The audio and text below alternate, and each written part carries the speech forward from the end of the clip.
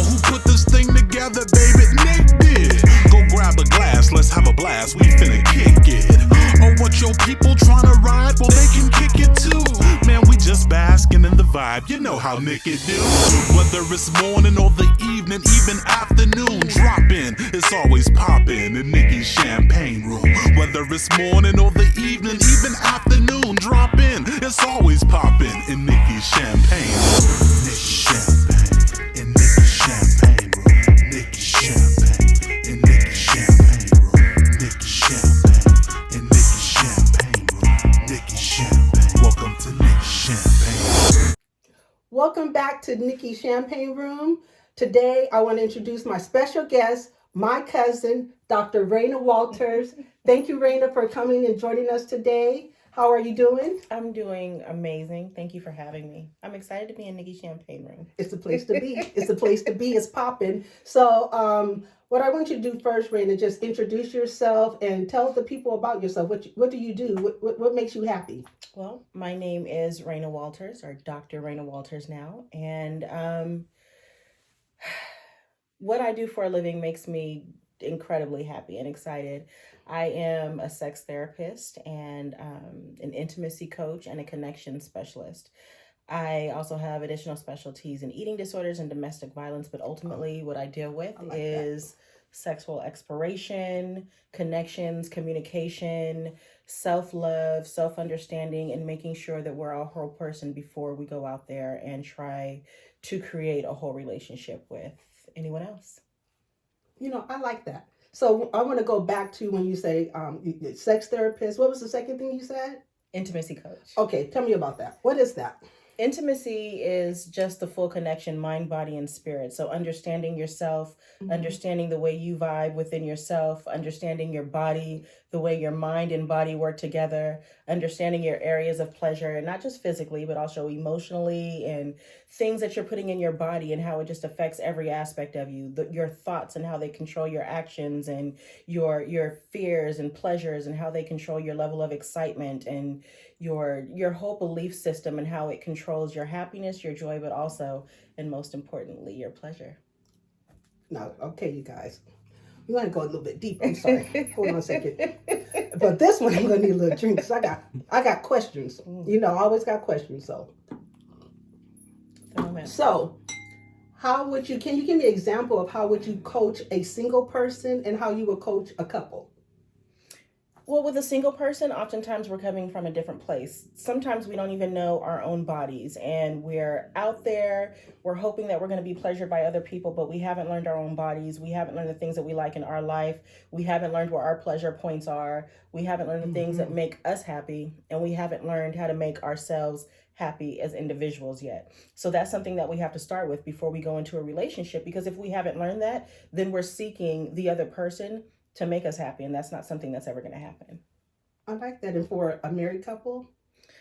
So, you know what? I start from the same place, because a lot of times the issue in relationships is that they haven't found the center within themselves, and they're projecting a lot of their issues and concerns and likes and dislikes and angers and everything else on the other person, when they really need to be working within themselves to make themselves whole.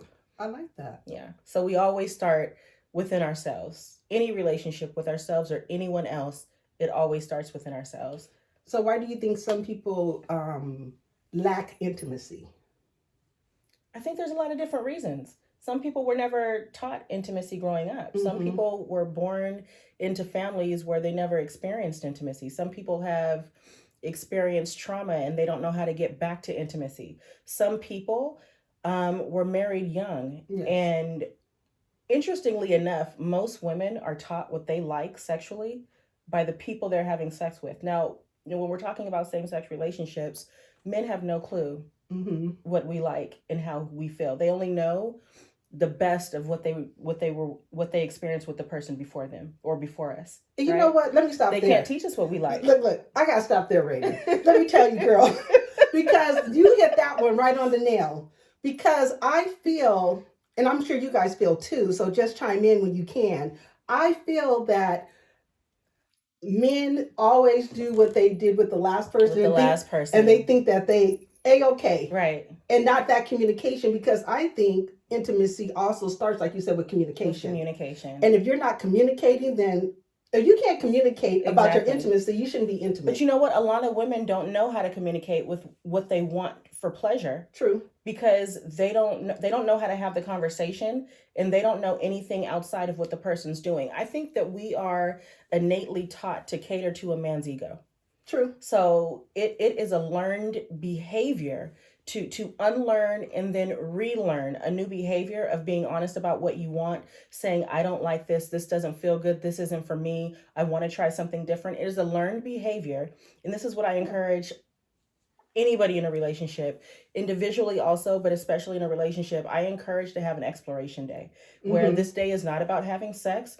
This day is about taking time, and we have different days. We have sexual days, and then we have romance days, and then we Mhm. just have intellectual intimacy days. But you need to take a day and just explore the other person and ask questions. I like that. And so when we're doing it Mhm. with our bodies, we start from the top and go all the way down to the bottom. Like, how does this feel when I do this? Mhm. Do you like it when my skin touches your skin here? How do you like when I breathe in this specific area? How do you like when I touch you here? How do you like when I hold you close here? Do you have any pressure points in this area? And interestingly enough, not only will we find what the other person likes, we'll learn some new things about ourselves, which is actually really Yeah, awesome. and that's what I was going to Yeah. say next. I was like, because during this time, you might not know. Right. You don't But know. but during this exploration, which Mhm. is not a one night, a It one is day, not a a one-day one thing. week, it's not a microwave effect, Right. right? It's not Right. microwave. So what we have to do is make sure to really invest in our intimacy, Invest. right? Like we invest in our in intimacy. finances, we invest in our homes, we invest in our families and Absolutely. our children, but we need to take back our intimacy. Absolutely. Take it back. Absolutely. And you did hit something else I want to touch on, is when you said we always, a man's ego. It's true. Mm-hmm. Because a lot of things that women do is for the man's ego. That's Right. why they think of, things like, we're not going to go into it, but like things like threesomes and things like that. Mhm. Usually it's not, unless the woman is initiating it for her own. Mm-hmm. But sometimes they like, a birthday gift for a husband or a boyfriend. They bring another person thinking that that's the best thing to do. Mhm. I'm not downing it. I don't have, it's not for me, but I don't have any type of opinion on it. Mm-hmm. But I have an opinion on the ego. Right. Absolutely. I have an opinion on that because I feel like we need to take that back and take our intimacy back and let go of the ego, because when two people come together, and if it's based on love, then that exploration you were talking about, invest in that. It has to happen. It has to happen. You have to invest. It's I find so often that women especially are angry at men for not satisfying them, but we never told them what we liked. Right. And half the time we don't know what we like because we haven't explored ourselves. This exploration is something that should happen before there's even a thought of entering into a relationship. You should be the first notch on your belt. Right. You should be the first notch on your belt. I like that. Yeah. Touching yourself. I like that. She's so smart. That's why she's Dr. Rayna Walters. Because she's smart. That's my cousin. And just to let everybody know, I got to put out there, she's my twin cousin. So I have both of my parents are twins. And so her father and my mother are twins. I'll have another set of twin cousins from my dad's side, and who I have cousins on that side, twin cousins, but this is my twin cousin. Yeah. I love it. And so, but before, I just want to move on because I have a lot of things I want to ask you. So with the, intimacy coach and sex therapy, but also, you make a little something that's my favorite, this little parfait things, vegan. Can you talk about a little bit about, your catering business and cooking and things that you offer, pre-made meals, vegan meals, things like that? You know what? And it's so funny because everything breaks back down to intimacy. So when we're talking about how we find our pleasure, I found, I love making all different types of food, but I found and I find, and I haven't completely gone plant-based yet, and I don't plan on it, to be honest. I find that when I am eating completely plant-based, there is, I want to say it's a hormone release and then an additional natural hormone surge that happens in my body. And I found that there are erogenous zones that I can't reach when I'm eating meat. And there are other erogenous zones that tend to just kind of shoot out at me When you're right when not, I'm eating completely clean and plant-based. okay. Now, if I was I'm not a gonna stop stronger you. person, You I would be just totally be plant-based. I'm like, I would be plant-based and I'd be having sporadic orgasms all over the place. I love it. I think tomorrow I'm going to try me some just veggies. But I do have been doing meatless Mondays. Oh, do you? With my friend Gina. Yes, I have been doing meatless Mondays with her. But I think it's tricky because I forget it's Monday. Mm-hmm. And I tend to just not eat meat that day. It's not on Right. purpose. Mm-hmm. And so I'm like, what is going on here? So I think I need to do It's a habit. meatless. You created a habit. But I need meatless weekdays. You need a meatless week. You know Like, what? Go 7 days. Yeah. We need to do this challenge together at some point. Let's Yes. just go. And I'll do the meal prep because eating vegan is a pain. Because what I've learned in cooking vegan is that the government puts meat products and byproducts in almost everything. Yes. In almost everything. And it is unbelievably difficult when you're trying to transition over to a plant-based diet. And I tried to go a year, and what I learned in the first month, I said, you know what, I'm just going to eat a simple can of vegetable soup. And I realized that they thickened it with milk powder. Right. You know? And like it's very difficult when you're trying to release not just your body's desire for those hormones that you're injecting into your body or that you're putting into your body through the meats, but to release the habit of texture and the habit of smell and the habit of all of these things that have really kind of been affecting our body for quite some time. And so now we're going through, it's just like when you're on drugs and you're going through a detachment phase, you know what I mean? Okay. And, your body's not going to be very happy with you, but anything worth having. Sometimes you're just going to have to go through that challenge phase. Right. But I want to do a challenge with you. I think we should do a week, and we have to record it. I think we should do a week vegan. Okay. And I need you to have sex before you start vegan. I love it. I mean, anything for you, cousin. I'm going anything for you. I'm just saying we need to do it. Anything for you. Just let me know what I need to do. I like the structure so far. So this is what she's going to do. Okay, I like it. She's going to have sex before she starts her vegan plan, right? And then you're going to go vegan for a week. Feel free to have sex throughout. But then at the end of the week, make sure that you have a day of exploration. And then see if you have any additional erogenous zones that you didn't notice the week before. Or if they're more sensitive. Then we'll have a part 2. Then we will come back and let you guys know. This is exciting. I'm excited. I'm excited too. So we have... I'll do the same. For the people. For the people. And so we talked about that. And what I wanted to get more into... I got a chance to preview your book of poetry. And so not only are you cooking, sex therapy, now author, published author, so much going on. So can you just give me a brief little summary about that? Just a little bit, just to share, because I want people to read it, so I don't want you to tell it all. So coming soon is my first book that I'm publishing called For Any One Reason. And it is a book of short poems and journal entries that I wrote between the ages of 8 and 21. And this was a time in my life where I was either living in a home full of physical and sexual abuse. I was molested as a child by both my father and my stepfather, and pretty much abandoned at some point. I've been on my own. I was homeless and a high school dropout by the age of 15. And I kind of had to climb from the bottom up. And that's not just learning how to take care of myself as a person who was a teenager and no real means of knowing how to take care of themselves in the beginning, but also learning lessons that if I had been in a family where they were protective and loving and not abusive, things that I had to learn at 20 and 30 and 35, that if you're coming from a home that's built on love and trust and understanding, you learn at the age of 8. Little things that I had to learn along the way about intimacy and about love. And I don't want people to think that intimacy is just about the relationship between partners. Intimacy is something that you should have with yourself. It's something that you need to have with your children. And every relationship you have, of course, intimacy looks different in any relationship. But learning how to create intimacy with my daughter was an amazing thing. And I learned so many things about myself. But my book is between the ages, it's journal entries and poems between the ages of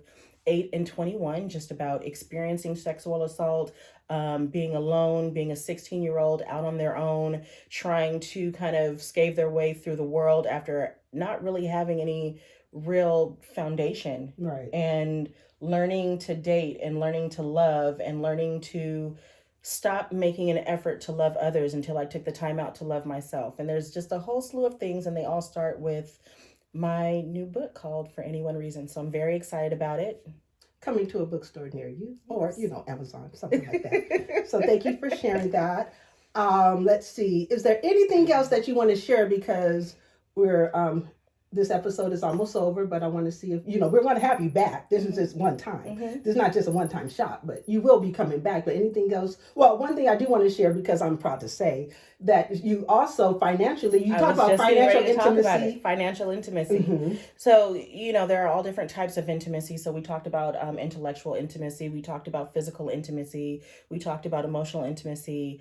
And financial intimacy is a make or break situation in most relationships. You will find, and we have found that not having the communication around finances, not having the interest in trying to understand where your belief in finances came from, how you can create a new belief in finance by yourself or even with your partner, and trying to understand, teaching the concept of healthy finance to your children. So I have now added financial intimacy to my repertoire, and I am so happy that I did. I find that now I am teaching financial intimacy and coaching about financial intimacy, some of the areas that I wasn't able to touch when dealing with my clients, my relationship clients, my individual clients. I find now that I'm able to do just a well-rounded kind of intimacy growth life coaching process. And it's like, really exciting. Yeah, it's like a 360,